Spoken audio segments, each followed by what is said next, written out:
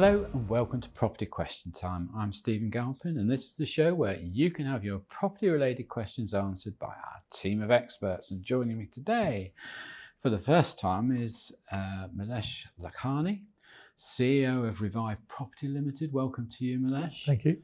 Milesh is a property investor, somebody who's got a financial services background and has moved into investment and into mentoring indeed. Welcome to you. Thank you. John Howard, property developer, regular. I thought you were going to say something rude there for a minute, but we are on Sky, so probably not. I'm safe. So anyway, John Howard, property developer, regular participant in our question time programs, mentor, investor, agent. What else, John? That's enough for the moment. Is that enough for the moment? Tires me out just thinking about it. Well, no. Best-selling author, I should say. Thank you. Yes, okay. Welcome to you, John. Good to have you back. John, I'm going to ask your question first. Okay. A number of developers have stalled the start of their projects, blaming the uncertainty of costs throughout the construction period. Is this a sensible policy? And how long would the experts think the cost uncertainty will last? Well, I think the answer is that, yeah, I agree. A number of certainly the bigger developers have ceased and stopped. Some of the smaller ones, and I'm sure you'll agree, aren't able to do so. No. And it's very, very difficult because if they've bought the site already, they've got interest running on that. If they don't get on with it, interest just racks up and up and up, doesn't it? If they do it and they're not going to make any money, that's not good either. And I'm at the moment, we're in the perfect storm where we've got high interest rates, build costs keep continuing to go up. What anybody says, they're not going down. I don't think they ever will come down personally. And of course, house prices in certain areas have come down as well. So it's like a perfect storm. Are we going to be in it for 2 years, a year, till things settle down? I'm not sure. I mean, if you haven't purchased land and you're in the process of purchasing it, I would suggest you go back and renegotiate because it's the land. It starts with the only thing that can come down in value, in price, really, is the purchase price, the land, and that will make the deal work. So if you haven't exchanged, most people need to go back and renegotiate. If you have, then and you can sit it out for perhaps 12 months, perhaps do so. If not, you just got to suck it up and get on with it, really. I think for the benefit of our viewers, I should just say that the difficulty for the larger developers, if you start building blocks like we have around here of 60 and 70 stories, you can't really get halfway and stall and start renegotiating sort of material prices. No, you're absolutely right, Stephen. If you're building houses, you can build the first phase and stop. Which is fine. But when we're doing a large development, a block of flats or conversion, you have to get the whole thing finished. You can't stop off because you can't sell any. So it's all or nothing. And of course, you know, like the one we did in Ipswich, 150 flats, everything is multiplied 150 times. And that's a massive challenge. And if you can phase it, of course. I know you don't have a crystal ball, John, but do you think we're going to be in this situation for long? I think we're in this for another 12 months, 18 months. I don't know what you think. Yeah, I think with the inflation figures that came out yesterday, I think the swap rates shot up a couple of days before that. So I think in terms of base rate, I think we're looking at, you know, there's talks around 5 to 5.5% by the end of the year, where prior to that, a couple of weeks ago, we were thinking actually we might start seeing them come down a bit by the end of the year. So I think it's just prolonged it a little bit. But back to the question, I think, yeah, crystal ball time, and you've hit the nail on the head. If you buy right, then that's where you're going to get going. That's where you're going to make it work. And also, if you're in development, look at your exits. If your plan was to sell originally, then just run the numbers and devil's in the detail around actually. You were to go and hold, option, don't you? You need correct. More than option. Yeah. Always have an out before you have an in, as we say. A good exit strategy. And more than one. Yeah. Definitely. Two. Yeah. I mean, I think the important thing to remember is that even if inflation figures start to come down a little bit, even in terms of whether it's construction materials or whether it's food, it doesn't mean prices are going to reduce. It just means things aren't going up quite so fast. Without question. I can't see building materials coming down particularly. They reckon plasterboard's come down a little bit, whoopee, you know. But there's other things going up all the time. So what was being bought from sort of mid-European countries is now being bought from China and places like that because of the Russian sanctions. Yes. And of course, it's taking longer to get here. It's costing more to transport. And can I just depress you even more, the two of you and all the viewers? Once Turkey starts putting back together the dreadful, you know, earthquakes they've had, the buildings, and once Ukraine start rebuilding, there'll be a huge lack of building materials, and then the cost of building materials go up even further. Demand and supply, isn't it? Demand and supply, absolutely. The only plus there is if you're a UK company starting to look for construction contracts in Ukraine and in Syria and in Turkey. Yeah. That's maybe the way to go. Okay, thank you for that, John. Milesh, your first question. I'm wishing to start a buy-to-let portfolio with the intention of it forming a de facto pension for myself. It occurs to me that there would be greater security and less voids if I invested in either seaside or other tourist-based locations. Do the panel agree with this ethos, or would the probably higher prices negate any advantage of the location? So I think what I like about that is that it's a longer term strategy in terms of a de facto pension rather than I need income out of property immediately. So that's good that there's forward planning going on. I think the seaside town and tourist location more akin, in my opinion, to kind of service accommodation, short-term let. I would say values aren't necessarily going to be particularly strong in some of those areas versus others. So I think it's probably an opportunity to go back and understand what it is you want from property, look at your location, where you're based compared to where you're looking to invest, and then work out what's your tenant profile. That's a critical one because you need to know there's enough demand there before we go out and buy anything. I think that's the most important factor, isn't it? Do your demographics right. Check on the portals, find out how many rented properties there are available in that area. It's such a simple thing to do and so important. What I would also say, some of the northern towns and cities that have got universities, because the property there is cheaper than down south, just in the thought. But interestingly enough, question to both of you really, I mean, when I look around our seaside towns, I mean, some of them have got the highest rates of poverty, haven't they, across the board? And actually the amount of development and presentation going on in these seaside towns is very poor. I mean, you know, you go to a resort in Europe and it looks the bee's knees, doesn't it? That's where you go, yeah. They're not all like that. John, I haven't had a holiday for ages. Not even to Ipswich. No, but no, I just think we don't make enough of our seaside towns. I mean, they should be ideal places for investment, shouldn't they? Yeah, like I said, I think with that in mind, it does draw people. Or short term is, I think, the key thing there for those locations, because if the seaside towns aren't presented as well as they could be, then what's the point in people going there? Is it for work?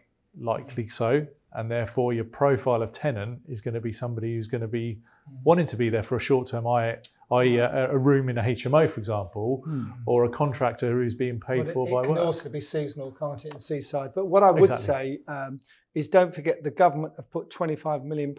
It's £25 million they've put into some of these towns, seaside towns, in the town fund. So some of these towns are getting a big revamp. These seaside resorts are getting a big revamp. And I know what you think about it, Stephen, because you've told me on other shows that you don't think it's a great idea. But what it will do, it will then, if you invest on the back of the fact that the government are putting 25 million, you know, you can ride on that wave a little bit, can't you? Don't you think so? Yeah, and as this is a long-term game in terms of, you know, providing for a pension or whatever, assuming it's in a few years' time, then you can ride that wave as long as you know that. Milesh has the benefit, in my view, and I'll just tell you quickly what it is. Oh yeah. It's that 20 or 25 million pounds is going to do absolutely nothing for a town, It's just nowhere near enough. We know people in London that have got houses that are worth more than that. Stephen, we're not talking about Wait a London. minute. But the real point is, and the way government procurement works, and that often applies to local authorities too, you'll True. find that 50% of that money is absolutely wasted on nonsense. I would agree with some of that. You know, I mean, I do have a contributor on one of our programs who is up in the northwest of England, and they're building the new sort of Eco World project, where they're going into really specific visitor attracting investments. Great stuff, really worthwhile. But I just worry that this money will get frittered away, just frittered away. I do hope not. Anyway, on that note, that's all we've got time for in this half of the show. So join me again after the break when I'll be asking Milesh and John more of your questions.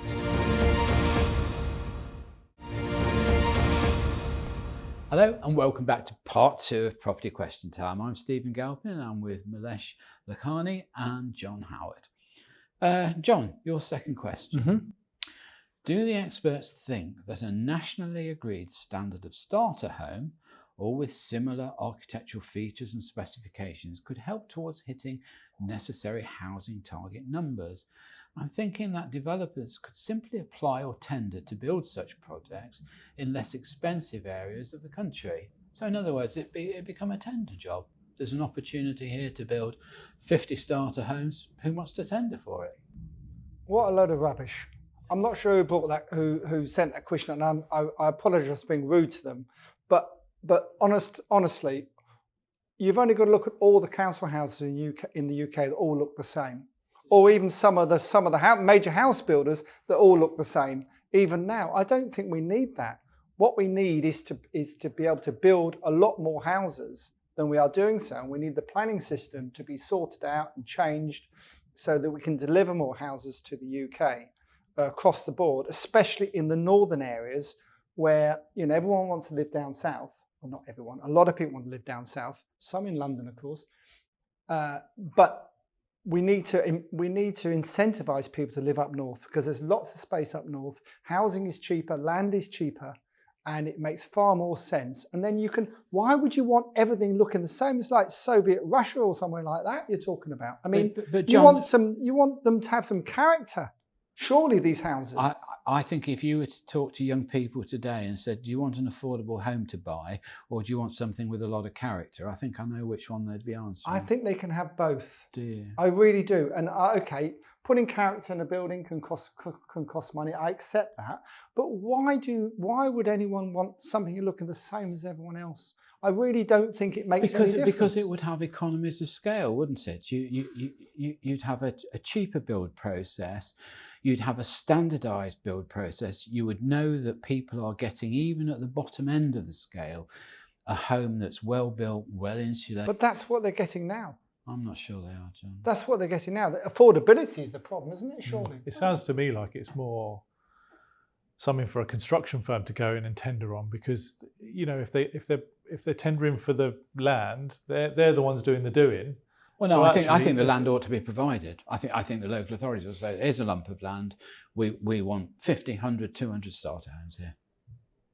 Well, that's the only way to get the price down. Yeah. But then, of course, someone at some point is going to benefit from buying it cheap because the market will dictate what it's worth. Yeah. So it's a vicious circle. All of this is really a vicious circle, isn't it? I agree. It's just a lack of housing. I think the planning system needs reform massively. It's but crazy. Also, there are, I believe, quite a lot of unused, disused, rundown, empty properties totally that we can tap into that are already there. Yeah. Well, and they're called brownfield sites, aren't they? Sites that have had properties on before.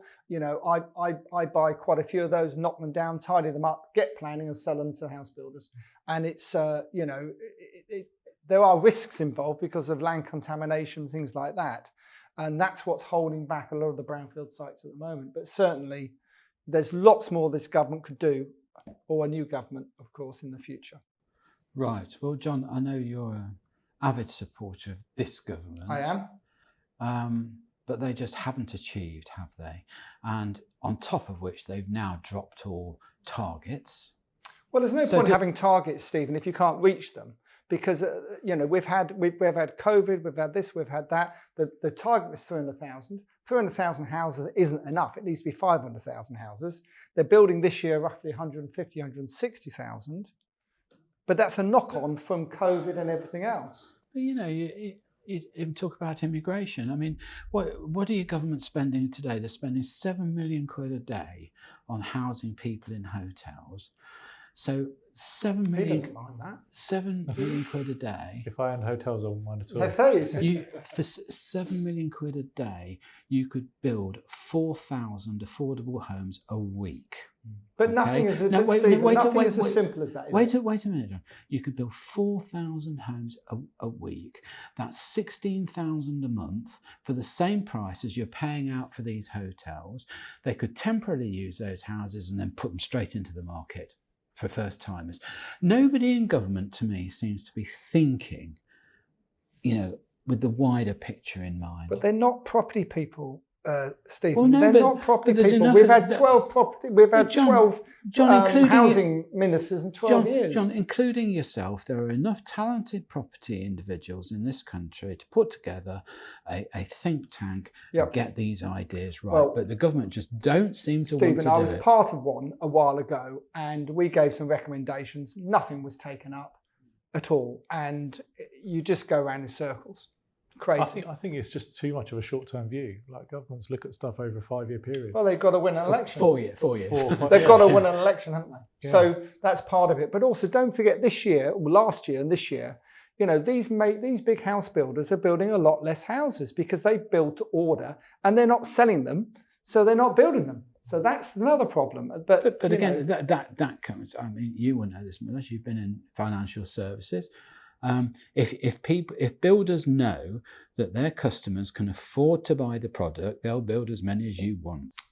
Within reason, yes, they will. Yeah. But with the way the lending rates are at the moment, whether you're a first-time buyer or not, that's becoming more of a challenge, and therefore the knock-on effect is. Well, I have to say, those builders aren't. I think John will concur with me. I mean, I don't. Probably not. What is it? I don't think 5% is a challenge. I think it's still cheap money. I think historically it's not expensive, but if your mortgage is double from what it was last year, or even trebled in some cases, that's a different story. That's a different story. Yeah. Okay. All right. Well, we'll move on from that. We're obviously disagree. Not going to disagree on that. Milesh, the government are soon to bring in new regulations for the letting market. Now, we know this has been before Parliament in this last week or two, but it seems that there is still time for people to put their 2 penneth in and maybe get some changes. So the government are soon to bring in new regulations for the letting market. What key issues would the panel like to see addressed? I think for me, an overarching theme is just clarity. So we've had this reform bill come out, or white paper being discussed or whatever, but there's no clarity in exactly, from both points of view, from the landlord's point of view and the tenant's point of view, on the what-if scenarios. And to me, therein lies a problem, because it's too grey. Like, if you're going to bring out some new legislation, fine, but make it clear so that both parties understand exactly what's what. So, the pet thing is a challenge. They're looking at challenging the times, or changing the timescales, abolition of Section 21. All these things are all fine in principle, but let's understand the detail so that we can comment properly. And actually, I don't know at what point they're looking to bring this stuff in. As you say, there's an opportunity for us to... White papers. They're saying it's 18 months away before it becomes effective, aren't they, I think? Well, some of it, but interestingly, no fault evictions was the big one, wasn't it? So you wouldn't be able to get a tenant out of your property if you wanted to sell it. That was what they were saying. So Michael Gove, I think, has had his knuckles wrapped, and I've heard this from a fairly reliable source. And all of a sudden now, it's not even in there, really. You have to give 2 months' notice, loads of reasons why you can get the tenant out. Exactly. Well, that makes a whole mockery of the whole... I'm for it, by the way. I don't want there to be no-fault evictions, because I think that's wrong. If you own a property, you should be able to get it vacant. But that wasn't the whole point. The whole point of the Act and the white paper originally was you would not be able to get your tenant out if they wanted to stay. That's all been watered down completely at the moment. It might change. And if Labour get in, of course, anybody who's thinking of voting, is a property owner and thinking of voting Labour must be crackers, especially property investors, because the first thing they're going to do is bring in no-fault evictions, without question. Along with rent caps, probably. Rent caps is another interesting one. Yeah. Well, they tried that in Scotland, didn't they? And yeah. Do we think that it's time for totally new rental legislation? And I was talking to Milesh off camera before we came on. It occurs to me that there are two issues here. You've got the rental sector, which wants and encourages long-term lets. So you may be a landlord that says, right, I'm just very happy if I've got a tenant in here for 10, 15, 20 years even. And then there's the shorter term tenant that's just financially not able to commit to that sort of level of time. Their mortgage might change. Well, they may not want to. They may want the flexibility. Well, they want the flexibility.